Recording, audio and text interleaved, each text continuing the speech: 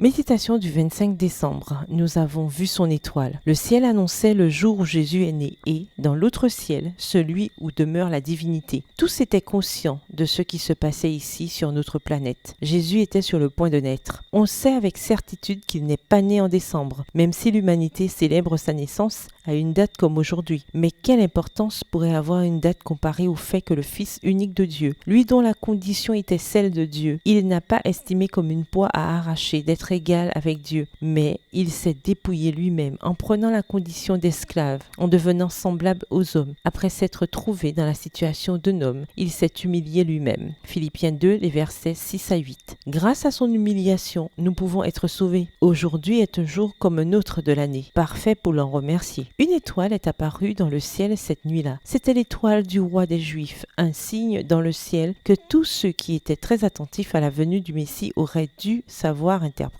Un signe pour dire que Dieu ne nous a pas laissés seuls. À la vue de l'étoile, ils, les mages, éprouvèrent une très grande joie. Matthieu 2, le verset 10. Nous savons d'après le récit biblique que tout le monde ne s'est pas réjoui autant qu'eux, pas même Hérode ou beaucoup de dirigeants juifs. Aujourd'hui, c'est la même chose. Des preuves de l'existence de Dieu nous entourent partout, mais tout le monde n'est pas prêt à les voir en tant que tels ou à les accepter comme un premier pas pour connaître Dieu. Que ferons-nous pour les aider à comprendre ce qu'ils voient? Avons-nous de l'amour pour l'humanité? L'amour nécessaire pour vivre de manière à conduire les autres aux pieds de Jésus? En ce qui nous concerne, nous qui sommes chrétiennes depuis des années, le Seigneur utilise beaucoup de signes pour nous indiquer que quelque chose ne va pas dans notre spiritualité, pour nous montrer que nous avons perdu notre premier amour, que nous ne sommes ni froides ni bouillantes mais tièdes. Nous avons cette tiédeur qu'il déteste tant. Il serait bon que nous nous arrêtions aujourd'hui pour nous demander: est-ce que je fais attention à l'étoile qui me conduit au Christ? Est-ce que je l'ai accepté comme mon sauveur personnel? Mon engagement envers lui est-il absolu? Verset du jour: où est le roi des Juifs qui vient de naître? Car nous avons vu son étoile en Orient et nous sommes venus l'adorer. Matthieu 2, le verset 2. Bonne journée, que l'Éternel vous bénisse.